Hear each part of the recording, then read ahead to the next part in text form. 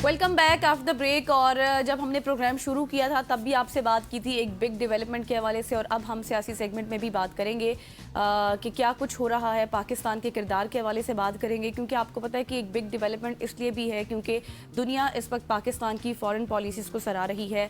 आप कोई भी जरीदा उठा के देख लें, आप कोई भी कैपिटल देख लें, आप कोई भी मुल्क देख लें, इंटरनेशनल मीडिया देख लें, हर तरफ पाकिस्तान के चर्चे हो रहे हैं, पाकिस्तान को सराहा जा रहा है, पाकिस्तान की बातें हो रही हैं। जैसे मैंने स्टार्ट में कहा था कि फील्ड मार्शल साहब ने कहीं पे बात की थी कि एक वक्त आएगा कि हमारा जो फॉरेन पॉलिसीज़ है उसकी क्लासेस दुनिया हमसे लेगी, और वो साबित करके दिखाया। और फिर उसके बाद अगर देखेंगे मेमोरेंडम ऑफ अंडरस्टैंडिंग की अगर हम बात करें तो इसमें बहुत सारी चीज़ें हैं जो कि अब डिस्कशन का हिस्सा हैं। 2 महीनों का ये मेमोरेंडम ऑफ अंडरस्टैंडिंग साइन हुआ है, और इसके बाद आप देखें कि इसमें एक कमेटी भी तश्कील दी गई है जो कि हर सूरत हाल पर नज़र रखेगी और जायज़ा भी लेगी कि क्या कुछ हो रहा है। फिर जो इतने सालों की पाबंदियाँ थी ईरान के ऊपर सैंक्शंस के हवाले से, फिर न्यूक्लियर के हवाले से बात हुई, और ईरान जो है वो खुश होकर गया है किसी हद तक हमने देखा। लेकिन डोनाल्ड ट्रंप साहब की जो आप ये देखें परेशानी थी इसराइल की वजह से, क्योंकि ज़ाहिर है उनके जिस तरह से ट्वीट्स आ रहे थे, क्योंकि एक नेगोशिएशंस हो रही थी, फिर ट्वीट्स आना, फिर ये परेशानी इसलिए भी बढ़ गई है क्योंकि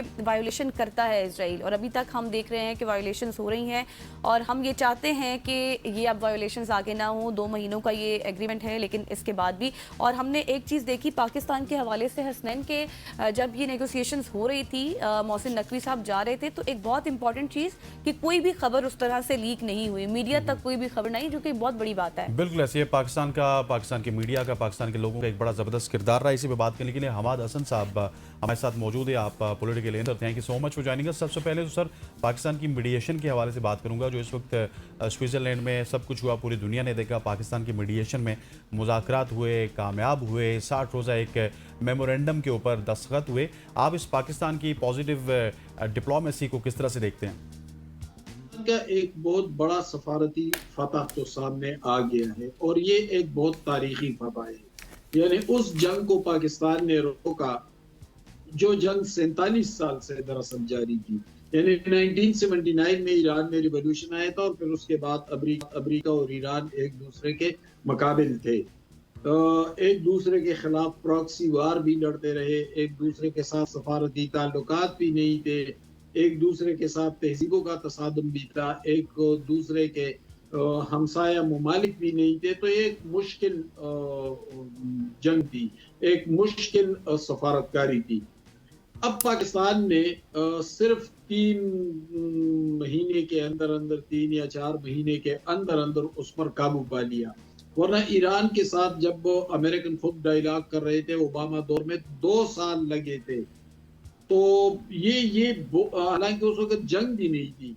तो ये पाकिस्तान की एक तारीखी फतह है सफारती हवाले से, और इस वक्त पाकिस्तान वर्ल्ड वाइड लीड कर रहा है डिप्लोमेटिक महाज पर।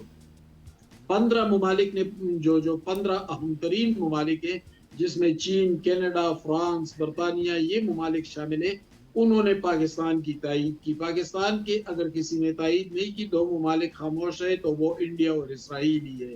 बाकी पूरी दुनिया पाकिस्तान की तायीद भी कर रहा है, अप्रिसिएशन भी कर रहा है, और ये एक बहुत बड़ी फतह नहीं है सिर्फ, बल्कि पूरे खित्ते को अमन से बचा गया है पाकिस्तान।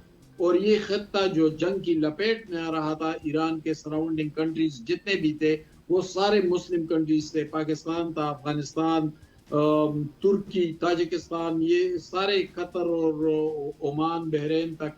तो ये अगर लपेट में आ जाता तो एक तो मुस्लिम उम्मा को शदीद नुकसान होता, दूसरा पीछे चीन भी बैठा हुआ है, रूस भी बैठा हुआ है, तो एक बड़े खौफनाक जंग का अंदेशा था।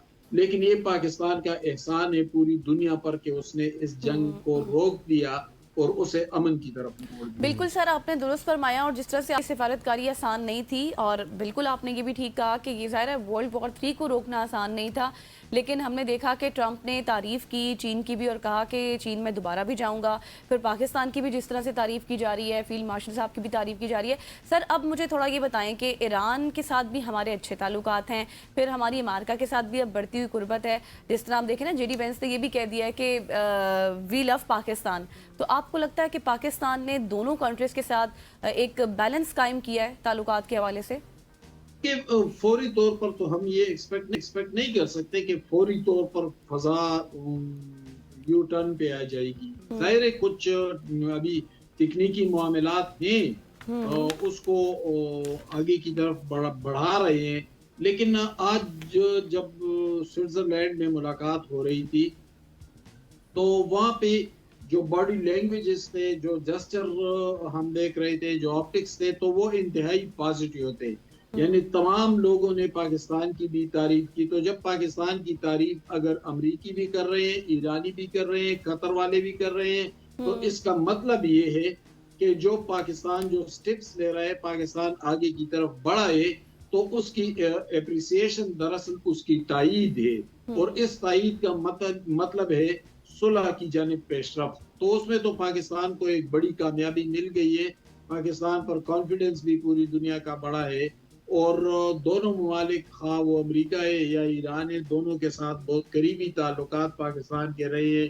ایران مسلم امہ کا بھی حصہ ہے, اور امریکہ کے ساتھ ہمارے بہت سے دفاعی اور اقتصادی معاملات ہیں, معاہدے ہیں, اور وہ نصف صدی سے زیادہ ہو گئے. تو ظاہر پاکستان کے کردار کو فراموش نہیں کیا جا سکتا, اور معاملات بتدریج اچھا حماد صاحب, آپ گہرا تعلق اب تھوڑا پاکستانی سیاست کے حوالے سے بات کرتے ہیں. آپ نے کے پی کی اگر اسپیشلی سیاست کی بات کی جائے, اس کو بڑے قریب سے آپ دیکھتے ہیں. اب کے پی اسمبلی میں جب بجٹ اجلاس ہے, اس کے اوپر بحث ہو رہی ہے, اسی دوران ان کے جو سابق وزیر اعلیٰ ہیں علی امین گنڈا پور صاحب, وہ اپنی گورنمنٹ کو اور ان کی پالیسیز کو ہمیں تنقید کا نشانہ بناتے ہوئے نظر آ رہے ہیں. پھر وہ یہ کہہ رہے ہیں کہ جو ہم صوبے کی عوام ہے اس کے مسائل کو حل نہ کرنا, یہ ہماری ایک کولیکٹیو انکمپیٹنس ہے. سو کیا سمجھتے ہیں, یہ جو قانون سازی کے ثمرات ہیں وہ عوام تک نہیں پہنچ سکے, اور پھر یہ علی امین گنڈا پور کہہ رہے ہیں کہ ان کی گورنمنٹ عوام کو ڈیلیور نہیں کر سکی. 13 سال کی گورنمنٹ میں وہ بھی وزیر اعلیٰ رہے ایک چھوٹی ٹرم کے لیے,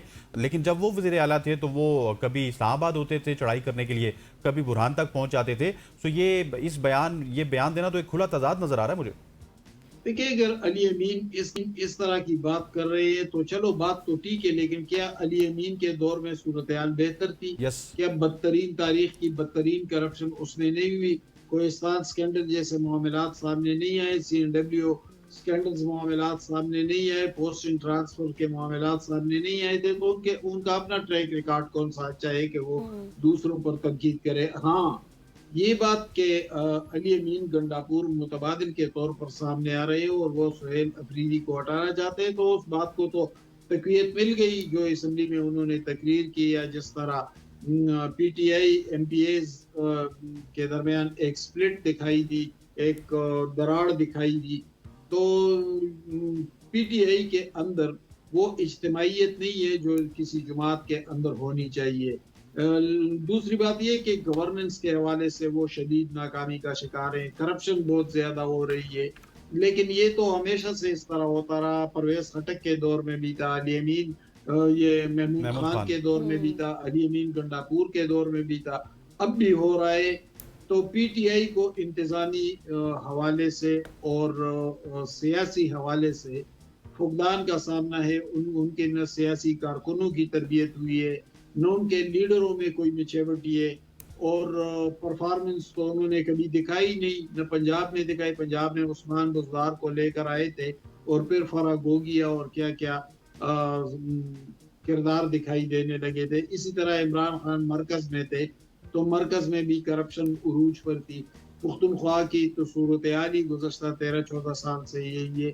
لیکن ایک بات ہے کہ علی امین گنڈاپور ایک بھاری حریف کی حیثیت سے دکھائی دے رہے ہیں, کیونکہ جو ایم پی ایز ہیں وہ سہیل افریدی کی طرف نہیں جاتے اور علی امین گنڈاپور. اچھا سر, پھر ہم یہ کہنا درست ہوگا کہ پھر اس صورتحال میں علی امین گنڈاپور کو دوبارہ وزیر اعلیٰ بھی بنایا جا سکتا ہے؟